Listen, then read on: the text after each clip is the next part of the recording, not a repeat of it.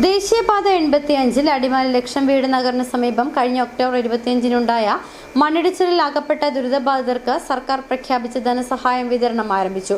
കഴിഞ്ഞ മാർച്ച് 5-ന് മുഖ്യമന്ത്രിയുടെ ദുരിതാശ്വാസ നിധിയിൽ നിന്ന് ദുരിതബാധിതർക്ക് കൈമാറുന്നതിനായി അനുവദിച്ച 98,50,500 രൂപയാണ് ജില്ലാ കളക്ടർ ദേവികുളം തഹസിൽദാർക്ക് കൈമാറിയത്.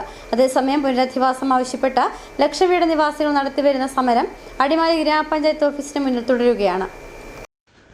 മണ്ണിടിച്ചിലിൽ വീടുകൾ പൂർണ്ണമായും നഷ്ടപ്പെട്ട 9 കുടുംബങ്ങൾക്ക് നിബന്ധനകളുടെ അടിസ്ഥാനത്തിൽ 90 ലക്ഷവും ദുരിതത്തിൽ ഉൾപ്പെട്ട 27 കുടുംബങ്ങൾക്ക് പാത്രങ്ങളും വസ്ത്രങ്ങളും വാങ്ങുന്നതിന് 2,70,000 രൂപയും വാടക വീടുകളിൽ കഴിയുന്ന 17 കുടുംബങ്ങളുടെ 3 മാസത്തെ വാടക കുടിശ്ശിക 5,80,500 രൂപയുമാണ് ദേവികുളം തഹസിൽദാർ വഴി ദുരിതബാധിതർക്ക് കൈമാറുക.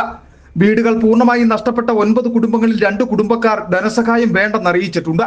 ശേഷിക്കുന്ന 7 കുടുംബങ്ങളിൽ 5 പേർ മാത്രമാണ് നഷ്ടപരിഹാരം ലഭ്യമാക്കുന്നതിനായി ഇവരുടെ ലക്ഷം വീട് നഗറിലുണ്ടായിരുന്ന ഭൂമി സർക്കാരിന് വിട്ടുകൊടുത്തുള്ള സമ്മതപത്രത്തിൽ ഒപ്പിട്ട് നൽകിയത്.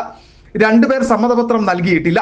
വീടുകൾ പൂർണ്ണമായി നഷ്ടപ്പെട്ടവർക്ക് ഇൻഷുറൻസ് തുക ലഭ്യമാക്കുകയാണെങ്കിൽ പ്രസ്തുത തുക ഇൻഷുറൻസ് കമ്പനിയിൽ നിന്ന് മുഖ്യമന്ത്രിയുടെ ദുരിതാശ്വാസ നിധിയിലേക്ക് തിരിച്ചടയ്ക്കണം.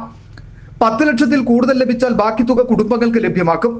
10 ലക്ഷത്തിൽ താഴെയാണ് ഇൻഷുറൻസ് തുകയെങ്കിൽ NHAI കരാറിൽ നിന്നും തുക ഈടാക്കുമെന്ന നിബന്ധനയാണ് സർക്കാർ ഉത്തരവിൽ ഉൾപ്പെടുത്തിയിരിക്കുന്നത്. 27 കുടുംബങ്ങൾക്കുള്ള 10,000 രൂപയുടെ ധനസഹായവും ബാങ്ക് അക്കൗണ്ട് വഴി നൽകി തുടങ്ങി. ഇതിനിടെ പുനരധിവാസം ആവശ്യപ്പെട്ട് 17 കുടുംബങ്ങൾ പഞ്ചായത്ത് ഓഫീസിന് മുമ്പിൽ നടത്തിവരുന്ന സമരം തുടരുകയാണ്. പുനരധിവാസത്തിന് നടപടി സ്വീകരിക്കാതെ സമരം അവസാനിപ്പിക്കില്ലെന്ന നിലപാടിലാണ് സമരക്കാർ. City vision, Adimali.